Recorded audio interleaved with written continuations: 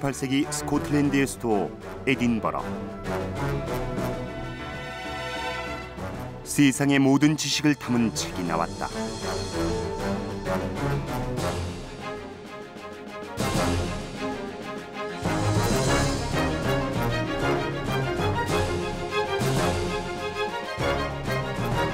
그로부터 30여 년 뒤 조선. 세상의 모든 것이 궁금했던 조선 선비 서유구. 홀로 조선의 모든 지식을 모아 백과사전을 쓰기 시작했다.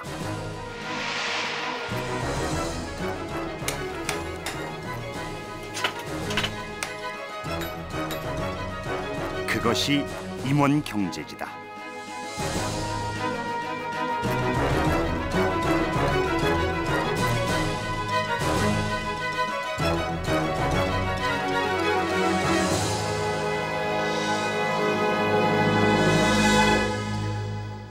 어떤 지식이 지금 당장 급히 필요할 때 우리는 보통 인터넷을 검색합니다. 인터넷이 널리 보급되지 않았던 10여 년 전만 하더라도 내게 필요한 정보를 그때그때 찾아내는 것은 쉬운 일이 아니었죠. 이럴 때 가장 큰 도움이 되는 것이 바로 백과사전이었습니다. 조선시대에도 다양한 백과사전들이 편찬되었습니다. 당시에는 유서라고 했는데요. 이 유서는 정보를 항목별로 분류를 해서 정리를 해놓은 책을 말합니다. 대표적인 예로 지봉유설, 성호사설, 서유구가 쓴 임원경제지 같은 책을 들 수가 있습니다. 여기서 임원경제지의 임원은 농촌을 말합니다. 그러니까 농촌을 살아가는 데 필요한 다양한 지식들을 모아놓은 책인 거죠.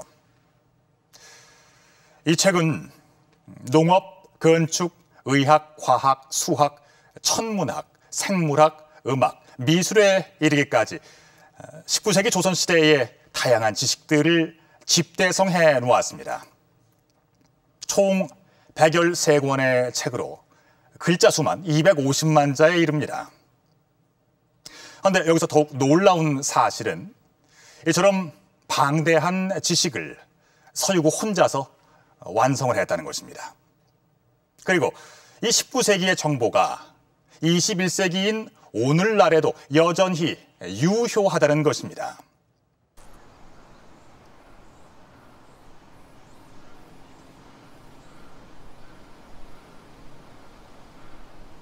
경기도 한 골프장 안의 한옥 건물. 집을 연결한 회랑의 지붕은 모두 유리로 덮여 있다.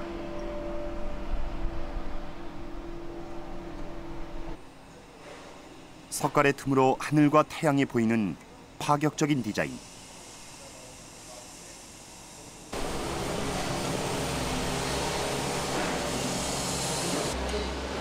이 건물은 현대 건축가가 설계했다.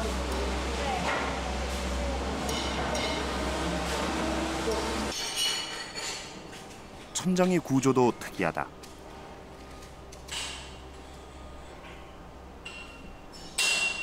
석갈의 사이로 스프링클러와 냉난방기가 보인다.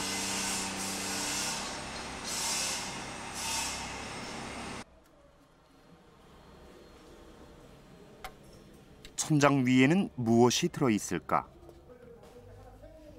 천장과 지붕 사이는 비어 있어 사람이 들어갈 수 있게 설계됐다. 일반 한옥의 경우 공간을 나무와 흙으로 채우지만 현대식 기기를 넣기 위해 공간을 비워둔 것이다. 예전에는 이 안에다가 흙이랑 나무 같은 거를 가득 채우곤 했었는데 요즘에는 이제 이 사이 공간의 스페이스를 이용해서 이 집 같은 경우는 현대적인 설비, 기계 설비, 전기 설비, 그리고 소화 스프링클러 배관이라든지 아니면 스피커라든지 이런 현대적인 시설물을 이 스페이스에다 다 넣어서 수용을 하고 있습니다. 비어있는 천장, 유리로 만든 지붕. 이런 파격적 아이디어는 어디서 나왔을까? 이 건물은 분명히 서유구 선생이 우리한테 임원경제지를 통해서 던져주셨던 그 문제의식, 그것을 굉장히 강렬하게 의식을 하면서 설계된 건물입니다.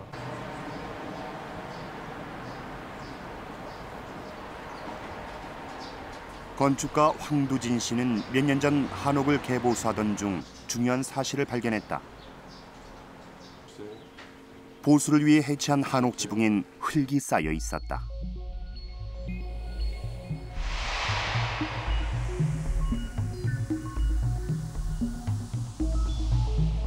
기와를 고정하고 물을 막고 기와 물매를 잡기 위해 흙을 지붕에 올린 것이다.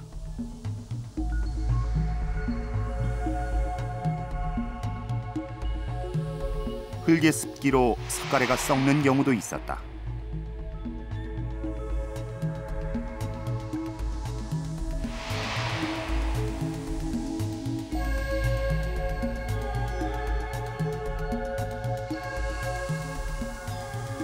보통 한옥 건물은 석가래에 개판과 적심을 얹는다.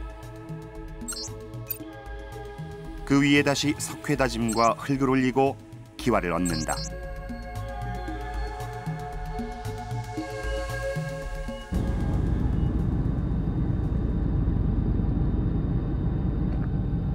숭례문 화재 현장에서 이것을 확인할 수 있다. 지붕이 무너지자 기와장과 석가래 사이에 넣었던 많은 양의 흙과 강회가 같이 쏟아졌다.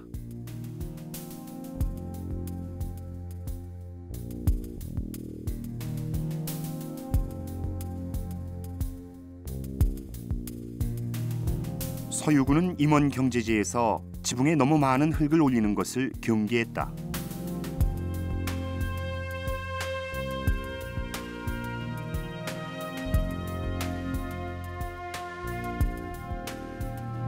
지붕이 무거워져 기둥이 휘고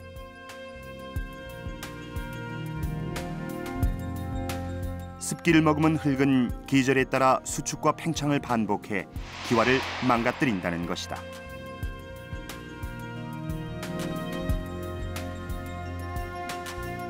이 현대식 한옥은 서유구의 문제의식을 발전시킨 것이다.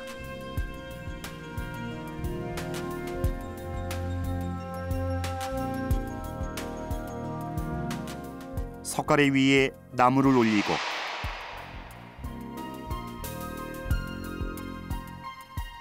그 위에 흙 대신 방수포와 온도를 올리고 기와를 얹었다. 지붕과 석가래 사이는 비워서 현대식 설비를 넣었다. 현대에 들어와서도 많은 그 한옥 관련된 연구를 하시거나 실제로 한옥을 짓는 일을 하시는 분들께서 이러한 문제점들을 책에서 이미 얘기를 하고 계시고 또 여러 경우를 통해서도 구체화되고 현실화된 경우도 많이 있었다는 것을 또 알게 됐죠. 그래서 이것이 아마 그 우리 시대가 공통적으로 느끼고 있는 그런 문제가 아니겠는가라는 걸 그때 깨달았습니다.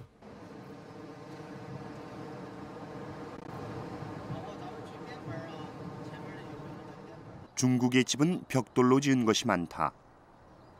18세기 중국으로 간 사신들은 벽돌집을 목격한다. 박지원과 박재가가 그들이다.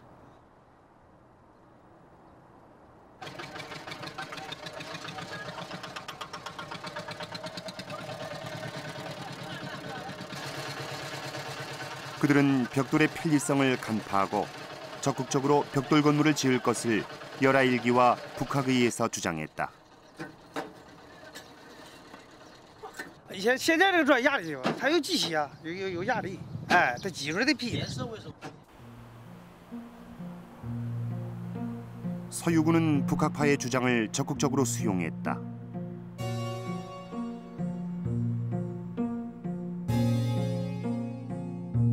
임원경제지에 벽돌 굽는 가마 그림을 그리면서 새로운 기술의 도입을 주장했다.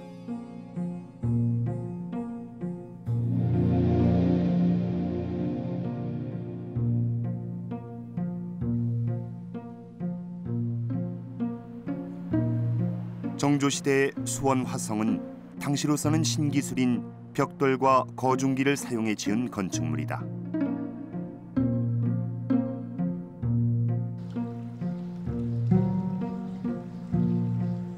임원경제지의 건축 부분은 서양의 건축 고전인 건축 10서에도 뒤지지 않는 책이라고 평가된다.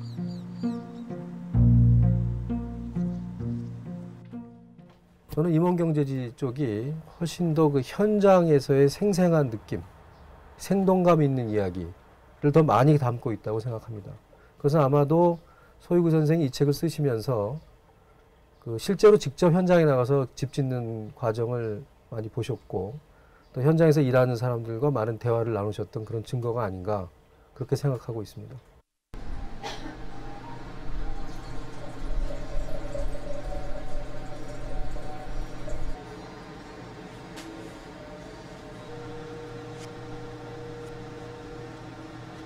이태리 식당으로 사용되는 이 건물은 5평 정도의 작은 공간 위에 만들어졌다. 원래 있던 낡은 한옥을 재건축한 것이다.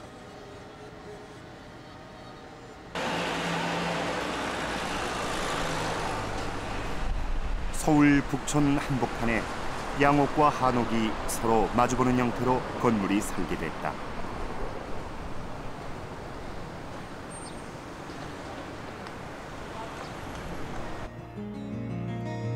지붕이 꺾인 각도는 135도.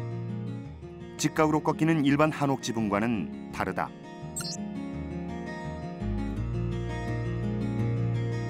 사각형이 아닌 좁은 집터에 집을 짓기 위한 아이디어다.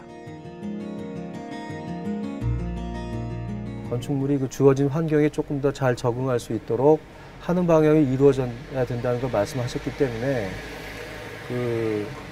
아마 지금 다시 서유구 선생이 이런 건물을 보셨을 때는 뭔가 그러한 다양한 시도들이 이루어지고 있구나 라는 생각을 하실 거라고 기대합니다. 135도로 지붕이 꺾인 한옥은 건너편의 양옥과 조화롭게 공존한다. 이 공간에서 서양과 동양은 충돌하지 않고 상호 보완한다. 서유구는 시대의 변화에 맞춰 끊임없이 전통 건축이 개선되기를 원했고 이런 노력은 21세기의 현대 건축가에게 영감을 줬다. 임원경제지는 현재 진행형인 것이다.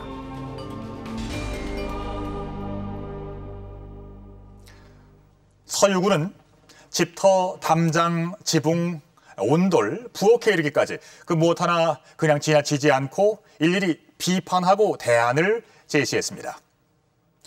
필요하다면 벽돌이라는 신기술을 수용해서 우리의 한옥을 끊임없이 발전시켜야 한다는 것이 서유구의 문제의식이었던 겁니다. 임원경제지가 등장하기 불과 수십 년 전 18세기 유럽에서는 기념비적인 백과사전이 연이어 출간됐습니다. 프랑스에서는 백과전서가, 영국에서는 브리테니커 백과사전이 연이어 나왔죠. 그런데 왜 백과사전이 동양과 서양에서 비슷한 시기에 나타난 걸까요? 그리고 서양의 백과사전이 다루고 있는 내용은 동양의 그것과 같은 것일까요? 그런데 여기서 중요한 사실 한 가지는 당시 백과사전은 사회에 엄청난 충격을 던져주었고 결국 그 사회 전체를 완전히 바꾸어 버렸다는 것입니다.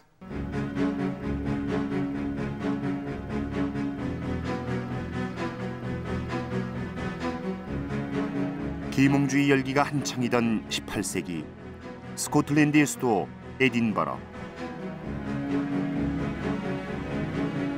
정점에 이른 스코틀랜드 계몽주의는 서구 문명을 총정리한 기념비적인 책을 토해낸다.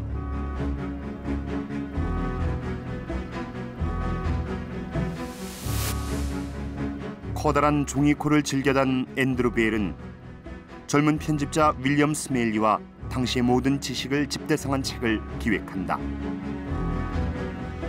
브리테니커 백과사전이다.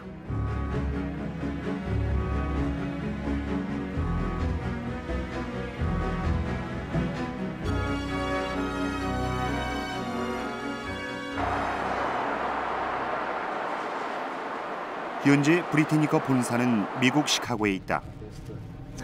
This is the original first edition of Encyclopedia Britannica. 최초 출간된 브리테니커의 원본. 200년의 시간이 흘렀지만 깨끗하게 보존되고 있다. This is the very first entry in our first edition on Korea, spelled Korea, and we have one line describing Korea, and it says an island or peninsula on the northeast coast of China, between 36 degrees and 42 degrees north latitude. 동해가 일본해가 아닌 한국해로 표시돼 있다. It was just one line. That was one line. That was all the information we had.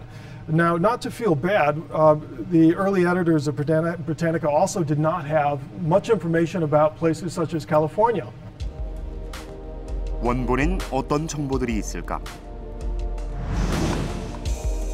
동물, 식물, 수학, 천문학, 건축, 공학, 광학, 음악 분야의 정보가 사파와 함께 수록돼 있다. 전문가들만이 독점했던 정보가 일반인들에게 공개됐다. Plates in the first edition of Britannica were very controversial because of the graphic nature of what they were depicting. They were showing detailed drawings of childbirth and the instruments used for birthing children at that time. And according to legend, the king himself even encouraged people to destroy these plates in Britannica if they had purchased these. They were considered simply much too graphic and much more detailed for the populace of the day. 현재 100명이 넘는 편집자와 4,000명이 넘는 필자가 브리테니커를 만든다. 가장 최근의 사전은 그 분량이 32권이나 된다. 요즘은 정보통신 기술을 이용해 멀티미디어와 인터넷을 통해 정보를 찾아볼 수 있다. We've been very proud to publish more than 110 Nobel Prize winners. And these types of folks range from Marie Curie and her daughter all the way to President Jimmy Carter. You could move from the high sciences and biology and physics in one entry to entries on how to cure a toothache, how to deal with horse diseases, how to build a chimney.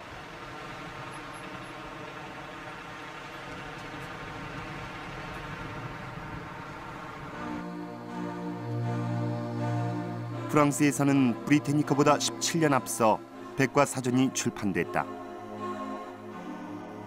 프랑스의 계몽주의자들이 제작한 책 백과전서다. 총 35권으로 브리테니커의 출판에 영향을 주었다. 백과전서는 계몽주의자 달랑베르와 디드로가 편집을 주도했다.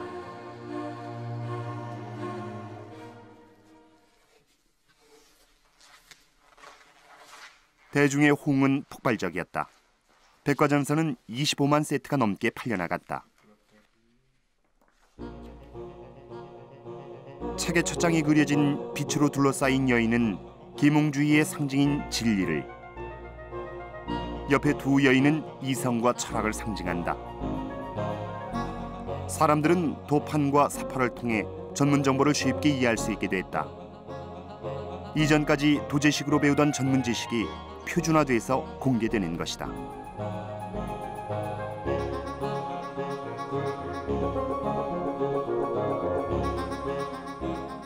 Sur deux plans,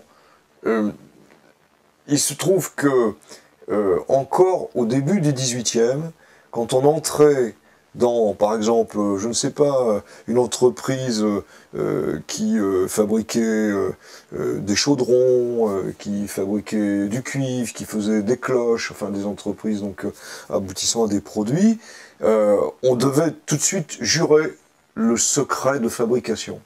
D'une certaine façon, les illustrations de l'encyclopédie de Diderot et d'Alembert lèvent le voile sur ces secrets de fabrication. On nous montre comment les machines marchent. On nous l'explique, on nous montre comment on fait tel produit. C'est un énorme pas vers la modernité, c'est-à-dire de mettre en commun des savoirs pour progresser et aller plus loin. 교회의 영향력이 컸던 시대, 백과사전은 종교를 철학의 하위 분야로 정리했고, 이는 교회의 반발로 이어진다. 교회의 요구로 왕은 출판을 금지하기도 했지만 백과전서의 인기는 더욱 올라갔다.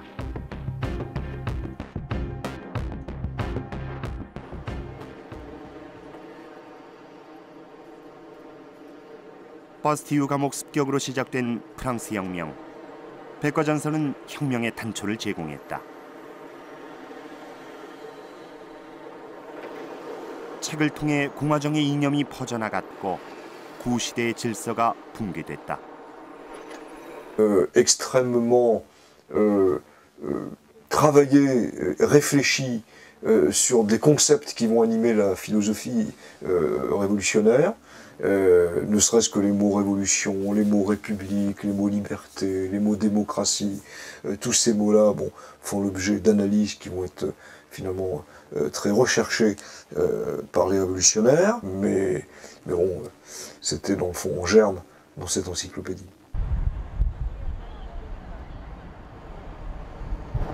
백과전선은 모든 것을 바꿔 놓았다. 근대를 만들었고 오늘날 우리가 아는 프랑스와 서구의 민주주의를 만들었다.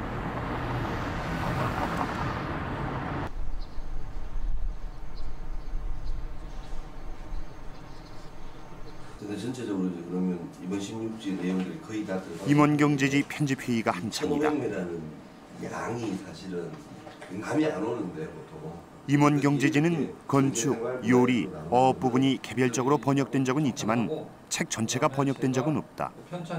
그 양이 너무 방대하고 어려운 전문 지식이 많이 들어있기 때문이다. 완역을 목표로 번역된 임원경제지 일부가 올해 처음으로 나왔다. 임원경제지를 어떤 식으로 연구를 할 수 있는가 그런 것도 좀 정리해달라고 이렇게. 19세기에 나온 임원경제지를 왜 21세기에 번역하려는 것일까? 저희가 쌀 문명을 여러 가지 자료를 조사하면서 가장 대표적으로 쌀 문명을 드러낼 수 있는 것 중에 하나가 임원경제지라고 봤습니다. 그리고 임원경제지가 한국의 지식 수준을 아마 세계로 알릴 수 있는 중요한 저서라고 생각을 합니다. 만약에 한국이 세계 최고 선진국이었다면 임원경제지가 아마 백과전서보다 훨씬 더 유명한 세계적인 서적이 됐을 것입니다. 이름이 재미있는 이 책은 18세기 안정복이 한국과 중국의 제도와 문물을 정리한 백과사전이다. 지복유서를 시작으로 산림경제, 성호사설, 임원경제지, 오주연문장전 산고 등 백과사전이 줄줄이 쓰였다. 당시 조선은 유럽과 마찬가지로 백과사전의 시대였다. 실학자 정약용과 동시대 인물인 서유구. 그는 18년 동안 18번이나 이사를 하며 서민들의 생활을 가까이서 관찰, 기록하고 연구했다. 임원경제지 첫 부분에서 서유구는 당시 경제 생활에서 가장 중요한 부분인 농업을 총정리했다. 밭을 갈아 얻은 재료로 요리하는 법, 조미료 사용법, 술 담그는 법까지 상세히 기록했다.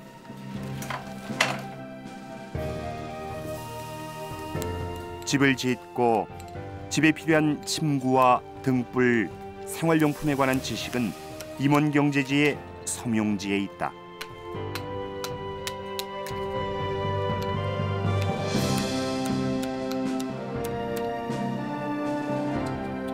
이 밖에도 보양법, 의학에 관한 사항을 조목조목 기록했다.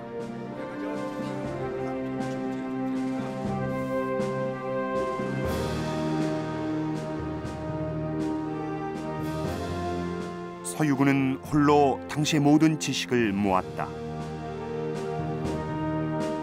임원경제지는 당시 조선이 축적한 거의 모든 지적 역량을 집대성한 정보의 바다였다.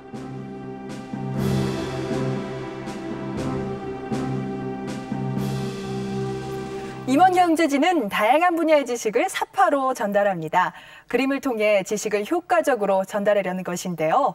이를 통해 당시의 생활상을 엿볼 수도 있습니다. 이 그림은 당시에 재배하던 벼, 조, 그리고 옥수수를 나타낸 그림인데요. 곡물의 특징을 잘 표현하고 있죠. 그리고 의학 부문에서는 신체의 각 부분 명칭을 자세하게 기록했습니다. 당시 사용하던 악기의 모습과 연주법도 볼 수 있네요. 네, 천문학에서는 당시 하늘의 별자리를 기록하기도 했는데요. 흥미로운 사실은 수성, 목성, 금성 등 태양계의 별을 둥글게 그렸다는 것입니다. 제가 들고 있는 이 책은 임원 경제지 가운데 농업을 다룬 본리지 부분을 번역해 놓은 것입니다. 총 3권으로 되어 있고요. 여기에는 토질, 논의 종류, 곡식의 종류, 수리, 농기구를 다루는 방법 등 말하자면 조선시대에 농사를 짓는 데 필요한 모든 지식이 담겨 있습니다. 농업은 임원 경제지에서 가장 많은 분량을 차지하고 있는 것입니다. 서유군은 정조 때 규장각의 초계 문신으로 개혁 정치의 중심에 서 있었습니다. 이후에도 전라감사, 수원 유수를 지낸 엘리트였죠. 그런데 그런 그가 왜 농업에 관심을 갖게 된 걸까요? 강화도의 한 저수지.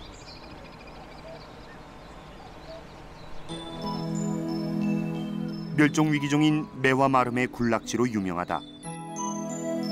봄이 되면 화려한 꽃이 저수지를 수놓는다.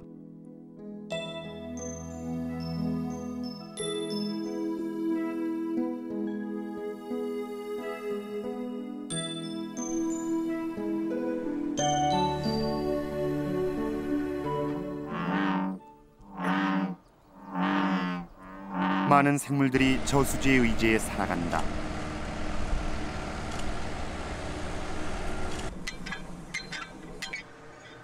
모내기철이 되자 저수지의 물을 뺀다.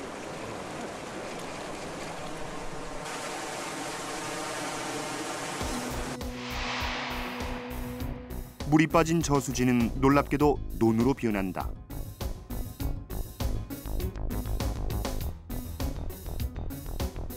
저수지는 농업용수를 저장하는 저수답이었다.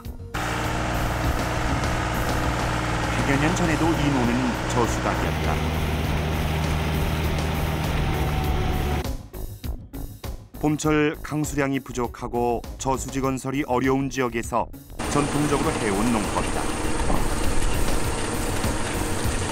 모내기라는 거는 6월 5일 양력 6월 5일경 뭐 이렇게 시작을 해서 6월 21일 2일경에 하지쯤에는 대략 끝나는 것이 제일 좋다라고 이제 얘기를 하는데, 그 시기에 우리는 비가 오질 않고 봄철 가뭄이 계속 지속되고 있습니다. 그래서 논에다가 겨울에 이제 물을 잡아놓고 물을 빼지 않은 상태로 겨울을 난 다음에 이듬해 봄에 모내기철 또는 모짜리를 만들 철에 그 저수답의 물을 뽑아내서 그것으로 가지고 인근의 농지에 보급할 수 있는 그런 모를 확보하는 그러한 전략인 것이죠.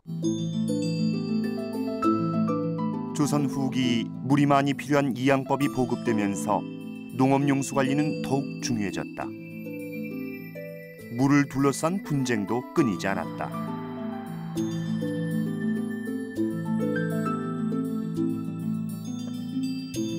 임원 경제지에도 수차 설계도가 그려졌을 정도로 수리는 농업 문제의 중심이었다.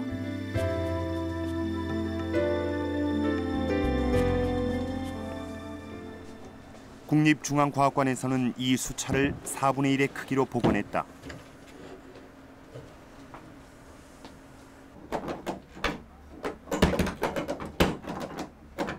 수차는 어떻게 움직여서 물을 퍼올릴까? 자동 양수기죠. 여기에 이제 요즘에 뭐 모다만 달면 이제 펌프가 되는 거 아니겠습니까? 그런데 요거는 물의 힘으로 다른 외부의 그런 동력원이 필요 없이 그 물의 힘, 강물이 흐르는 힘으로 자동적으로 물을 높은 곳으로 끌어올릴 수 있는 그런 시스템. 흐르는 물은 수차의 바퀴를 돌리고 기어로 연결된 피스톤은 개울의 물을 논으로 끌어올린다. 스스로 작동하는 수력 발전의 원리를 이용해 사람이 없어도 물을 공급하는 자동 양수기다.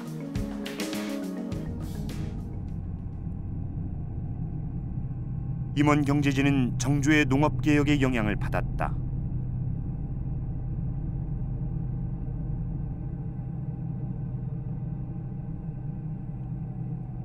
정조는 화성 옆에 거대한 저수지 만석거를 짓고 논을 만들어 새로운 농법을 실험했다. 이쪽 뚝방에서부터 저 뚝방까지가 이제 물이 돼 있지만 사실은 그 뒤에 저쪽에 그 찻길 있는 데까지가 다 이제 옛날에 만석거의 영역이었고요. 대유준이라는 곳에다가 물을 대가지고서는 그 66석지기라고 하는 큰 넓은 틀에 이제 모내기를 해서 이제 새로운 농법을 시험했던 건데 지금 현재 보시는 바와 같이 다 이제 아파트로 변해버린 겁니다. 지금은 아파트가 들어서 논의 흔적이 없어졌지만 수원의 고지도엔 정조가 조성한 국영시범농장 대유둔이 보인다. 대유둔은 화성의 장안문 근처에 있었다.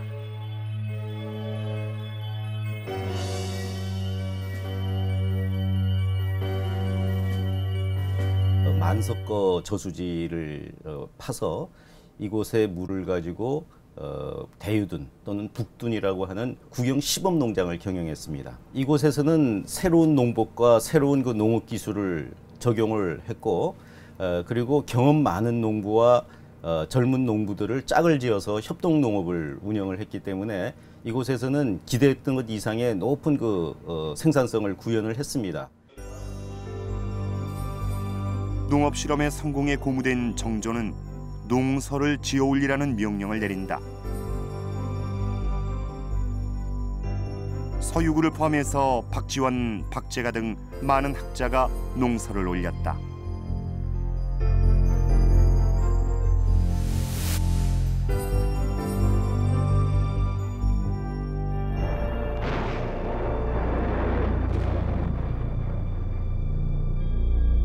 하지만 정조가 사망하자 농업개혁도 끝났다.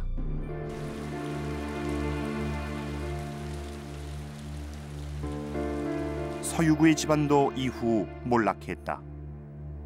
서유구는 18년 동안 벼슬에서 물러나 중앙정계로 돌아오지 못한다.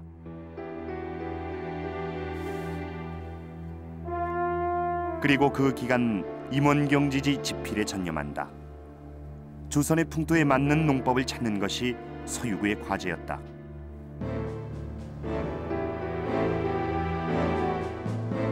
농업을 다룬 본리지엔 농기구, 수차, 농법에 관한 최신 정보가 수록됐다.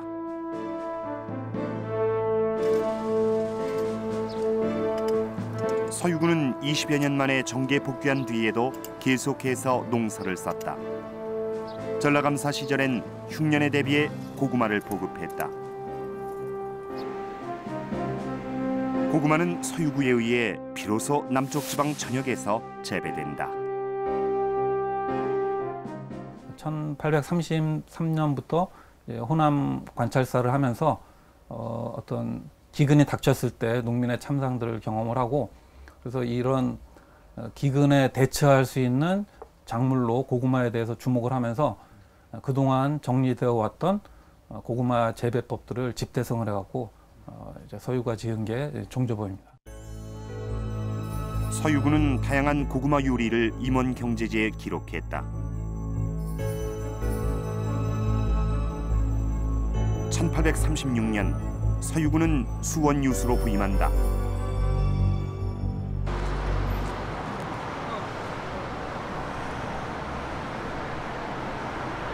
이 시절 그의 덕을 기려 화성 박물관 앞엔 지금도 서유구의 송덕비가 서 있다.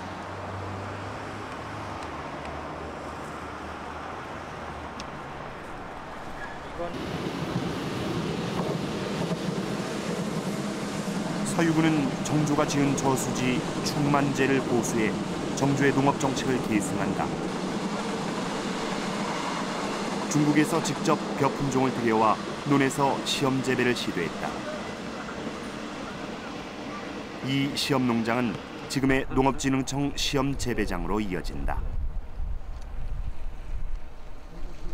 당시에 침체되어 있었던 이 대유든, 북둔이라고 하는 그 시범농장과 충만제 주변의 서둔이라고 하는 국영 시범농장, 이들을 적극적으로 발전시켜 가지고 그 시설물들의 전반적인 그 수리 작업을 서유가 마치게 되고요. 충만제 저수지 위에는 농업진흥청 본청이 들어섰다. 서유구가 남긴 농업 기반 시설 위에 현대 농업기구가 들어선 것이다. 현재 아시아 최대 규모의 시험 재배장에서는 만여 종이 넘는 벼 품종이 자라고 있다.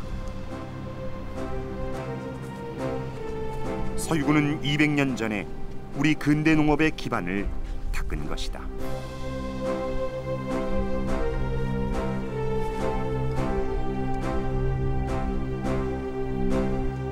우리의 근대 농업은 정조가 건설한 수원 화성의 저수지와 국영농장에 그 뿌리를 두고 있었으며 그 핵심엔 서유구가 있었습니다. 임원 경제지는 19세기 조선의 농업을 혁신하려던 정조의 이상이 스며 있는 책이었습니다. 임원 경제지는 농업뿐 아니라 수산업에 관한 내용도 풍부합니다. 전어지는 각종 어구와 낚시법, 물고기에 대한 구체적인 정보를 소개하고 있는데요. 가을 전어는 깨가 서말이다라는 말을 아실 겁니다. 전어는 맛이 좋고 기름이 많아서 사는 사람들이 돈을 아끼지 않기 때문에 돈 전자를 써서 전어라고 한다고 그 어원을 밝히고 있습니다. 이 물고기는 드렁허리입니다. 주로 논바닥에 서식하는 물고기인데요. 임원경제지에 따르면 배가 노랗고 검은 무늬가 있다고 합니다. 실제 드렁어리의 모습과 똑같네요. 겨울에 엎드려 누워있고 여름에 나타난다는 말은 겨울에 땅속에서 동면하는 드렁어리의 생태적 특성을 지적한 말입니다. 이렇게 임원경제지의 지식은 직접 관찰하지 않고 서술하지 않으면 알기 힘든 정보로 가득합니다.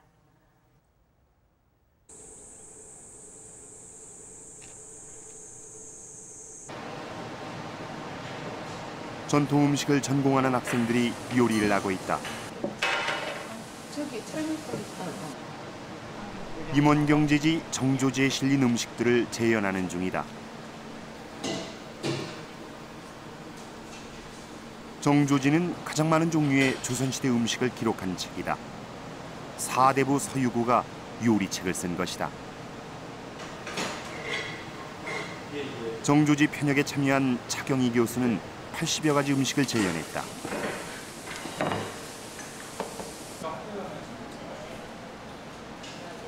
서유구는 250여 가지의 참고 문헌을 인용해 450여 종의 레시피를 남겼다. 밥, 국수, 국, 고기, 생선, 채소 등 모든 요리를 망라한다.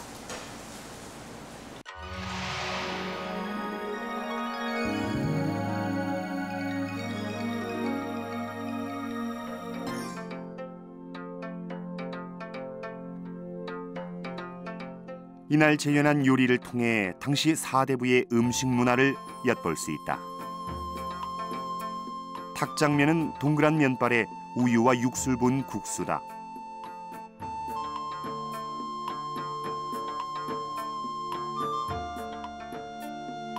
칠양계는 닭의 배에 도라지, 생강, 대파 등을 넣어 중탕한 요리다.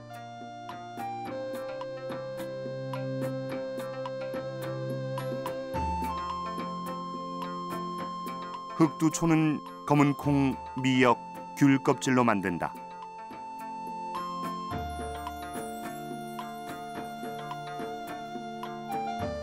정조지에는 우유로 만든 음식이 많이 나온다. 치즈와 비슷한 유제품도 등장한다.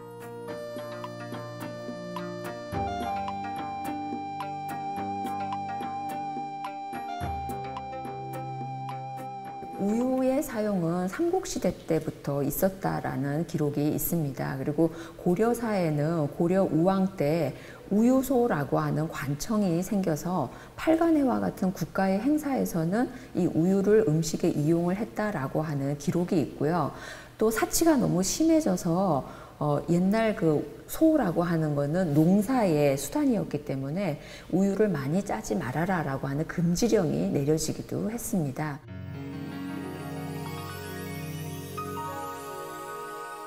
배추김치에는 아직 고춧가루를 넣지 않았다. 당시 배추에 오이, 송이버섯, 가지를 넣고 소금물을 부었다.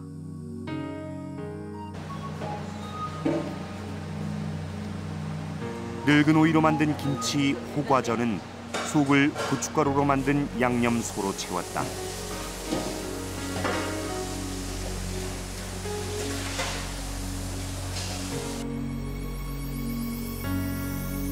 정조지에는 장아찌, 소금으로 만든 김치류가 등장하고 있다. 고춧가루와 젓갈이 들어간 오늘날의 배추김치는 아직 등장하지 않는다. 특이하게도 동남아에서 나는 과일 용안과 여지가 정조지에 소개된다. 조선에서는 나지 않았던 과일이 어떻게 임원경제지에 나오는 것일까?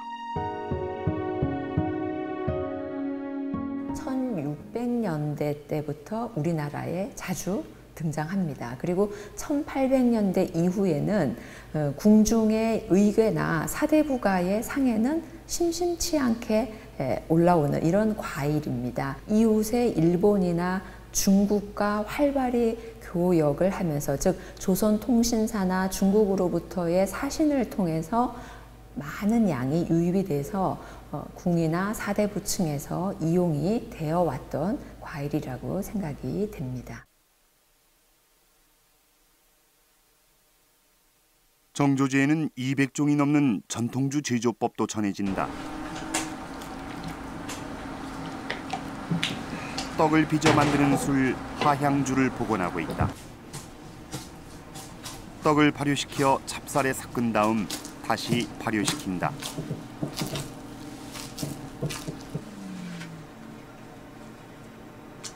발효시킨 뒤 몇 주가 지나면 맑은 빛을 띤 청주 하향주가 만들어진다. 잘 발효시킨 술에서는 국화향이 난다.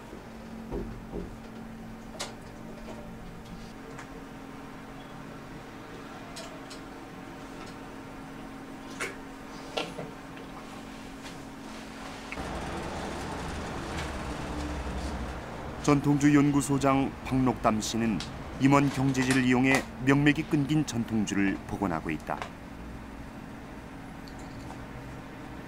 이미 전통주 제조법을 다룬 책 몇 권을 출판했다. 기록을 통해서 찾을 수 있는 술은 1000여 가지 됩니다. 1000가지가 넘어요. 그 많은 술들 가운데서 임원 경제지에 수록되어 있는 술의 비율 퍼센트로 계산한다고 하면은 25% 정도는 된다고 봐집니다. 술맛 고치는 법까지를 한다면 260여 가지.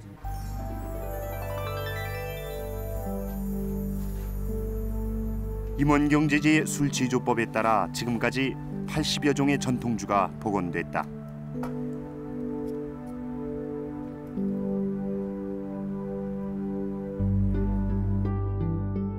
복원된 술의 빛깔과 향기가 제각기 다르다.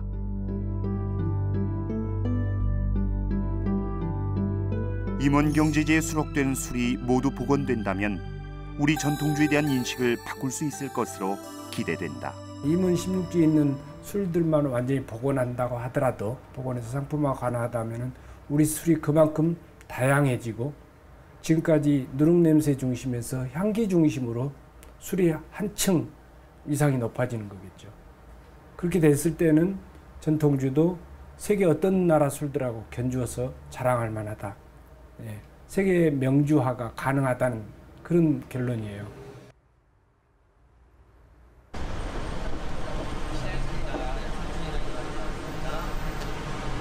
임원 경제지에 실린 술 약산추는 대량 생산을 통한 상용화를 앞두고 있다. 약산추는 약주의 어원이 되는 술로 서유구의 7대 할아버지가 만든 술이다. 오늘날 젊은이들의 입맛은 우리 조상들의 입맛과 같을까 아니면 다를까? 되게 부드럽고 일단 달콤하고 약간 향긋해가지고 평소에 쓴 술을 마시던 때랑은 되게 부담감도 훨씬 없고 가볍게 마실 수 있을 것 같아서 되게 마음에 들어요. 여기 이 문장은 무엇을 뜻하는 걸까요? 좀 알쏭달쏭한데요. 여기 최적 125척이라는 단어가 있습니다. 무슨 부피를 뜻하는 단어인 것 같은데요. 이것은 x의 세제곱이 125일 때 x는 얼마인가를 계산하는 법을 다룬 임원경제지의 수학 부분입니다. 이렇게 임원경제지는 오늘날에도 사용되는 수학의 원리들을 소개하고 있습니다. 그렇다면 이 긴 문장은 무엇을 뜻하는 걸까요?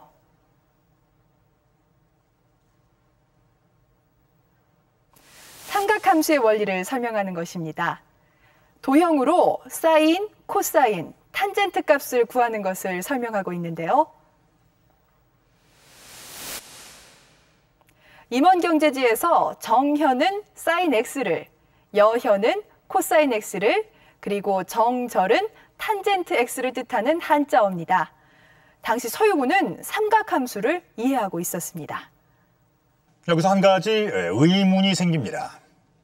영국의 브리테니커 백과사전, 프랑스의 백과전서는 당시 계몽주의자들이 공동 집필한 저서입니다. 유럽의 최고의 지식인들이 기고한 전문 지식을 편집해 놓은 것이죠. 그런데 서유구는 이 백과사전을 혼자의 힘으로 완성했습니다. 이게 가능한 일일까요? 인터넷이 고도로 발달한 오늘날에도 이처럼 방대한 양의 정보를 검색하고 이해하고 분류까지 한다는 것은 불가능에 가까운 일일 것입니다.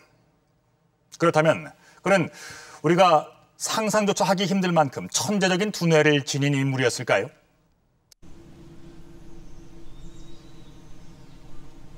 서유구의 할아버지 서명응은 규장각을 설립하고 제학을 지냈다. 지금으로 치면 국립대학 총장인 셈이다. 그 서명응은 규장각의 제학을 역임했습니다. 그리고 규장각을 설립할 때 바로 그 기초를 놓은 사람이 서명응이다. 이렇게 말씀드릴 수 있습니다. 그다음 수호수는 그 직제학을 역임하게 되는데 그 부친인 서명응과 함께 규장각에서 활자를 가지고 출판 기능을 가지게 되는데 초기 활자를 전부 실무를 담당한 사람들이 이 부자입니다. 그 다음에 이제 서유근은 그 정조 중년에 규장각 초기 문신으로 참여하고. 서명응은 당시 북학파에 영향을 미친 대학자였다. 천문학에 능통했던 그는 다양한 학문 분야에도 관심을 가졌다.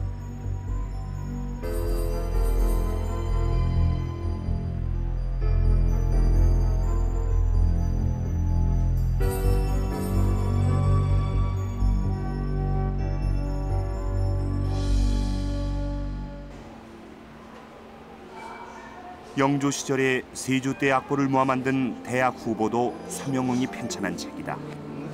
종묘제례악과 고려가요의 악보가 실려있다. 조선시대의 가장 화려했었던 시대의 음악을 다 담고 있고 또한 그 당시에 연주됐었던 곡목뿐만이 아니라 고려시대 때부터 전승이 되던 많은 음악들을 싣고 있어서 그 가치가 아주 크다고 할 수 있습니다. 서유구의 할아버지 서명응과 아버지 서호수는 세 권의 백과사전을 남겼다. 서명응은 보만제 총서와 고사신서를 남겼고 서호수는 영조 때 나온 백과사전 동국문헌비고의 천문학 부분을 썼다. 서유구는 이들의 작업을 도우면서 백과사전적 지식을 물려받을 수 있었다.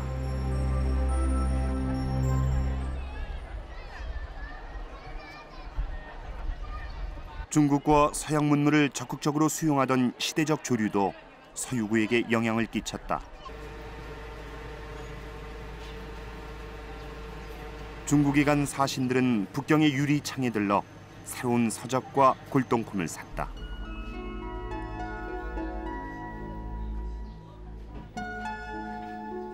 중국을 통해 서양의 과학기술과 문물이 들어왔고 이것은 다시 실용적 학문에 관심이 많던 조선의 학자들에게 영향을 줬다.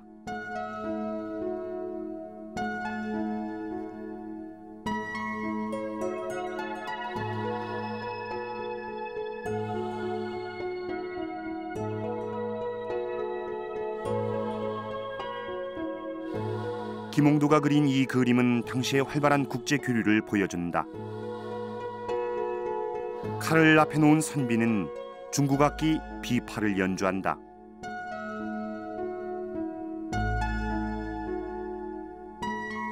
오른쪽엔 중국에서 수입한 명품 도자기가 있다.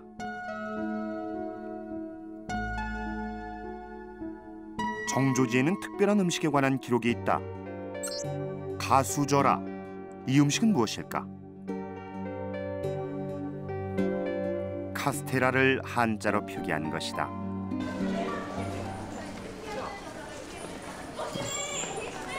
카스테라는 나가사키에서 유행했다. 17세기 일본을 드나들던 포르투갈 사람이 제빵법을 가르쳤다.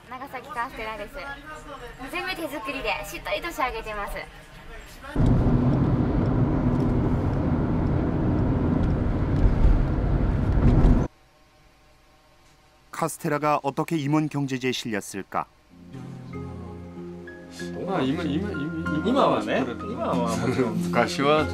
18세기에 만들어진 일본의 백과사전 외한 삼재 도회엔 카스테라 제빵법이 사파와 함께 실려 있다. 조선에 수입된 이 책을 서유구가 인용했다. 당시 한국과 중국, 일본은 활발하게 지식을 교류했다. 외한 삼재 도회에는 당시 조선에 대한 정보도 실려 있다. 일본의 백과사전은 일본 근대사를 통해 혁명적으로 발전하게 된다.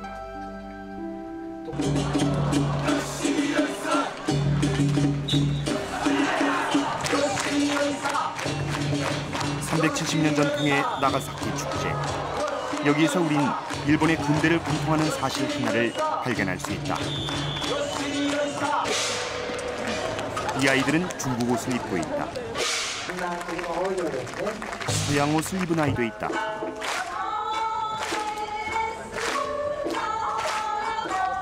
일찍이 개항한 나가사키는 문명을 일본식으로 받아들이는 창이었다.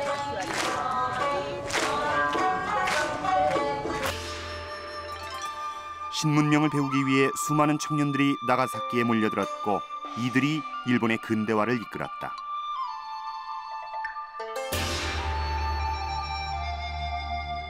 메이지 유신의 기초를 닦은 사카모토 류오마. 서구의 문명을 일본의 전통으로 재창조하려 했다. 전통 복장에 서양식 군화를 신은 그의 모습은 일본 지식인들의 고민을 그대로 드러낸다.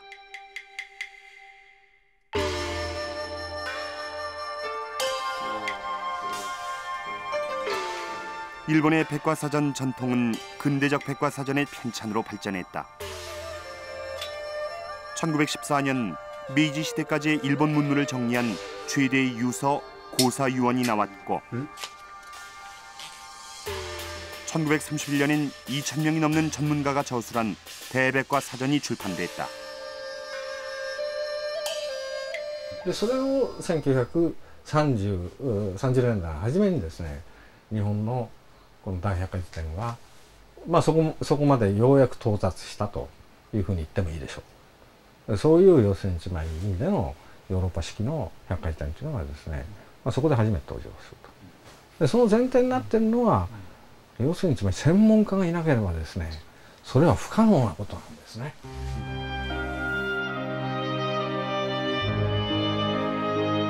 (19세기) 조선 지식인 서유구는 외아들 서유보의 도움만으로 임원 경제지를 썼다.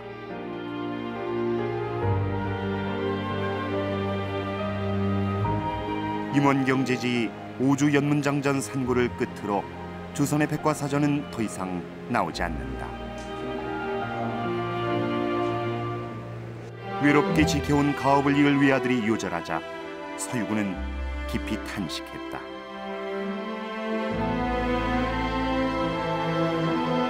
저희들이 오늘날 임원경제지를 이제 새롭게 해석할 수 있다는 것은 우선은 이제 번역본이 나오면서 굉장히 큰 영향을 주리라고 생각을 합니다. 그리고 그러한 번역본을 통해서나마 임원경제지를 읽으면서 19세기 전반기까지 이루어졌던 자신의 전통 그 학문과 그다음에 외부에서 들어오는 새로운 학문을 종합해 가지고 새로운 학문을 이제 구축해 나가는 그런 노력을 개성해 나가야 될 거라고 생각합니다. 서유구는 중국, 일본의 것을 가리지 않고 당대의 새로운 정보를 적극적으로 수용했습니다. 이것이 임원 경제지의 지필로까지 이어지게 된 것이죠. 하지만 개항과 더불어 외세 개입이 시작되면서 이런 전통은 갑자기 끊어지고 맙니다. 조선의 백과사전은 더 이상 나오지 않았습니다. 새로운 지식을 수용할 수 있는 창구가 사라져버린 것입니다. 여기서 흥미로운 가정을 해봅니다. 만약에 임원 경제지와 같은 백과사전이 계속해서 출간됐다면 우리 조선 사회는 어떻게 발전해 나갔을까요? 프랑스의 예를 들자면 백과사전은 대중의 지식 수준을 끌어올려서 시민혁명으로 이끌었고 결국 오늘날의 우리가 알고 있는 서양의 모습을 만들었습니다.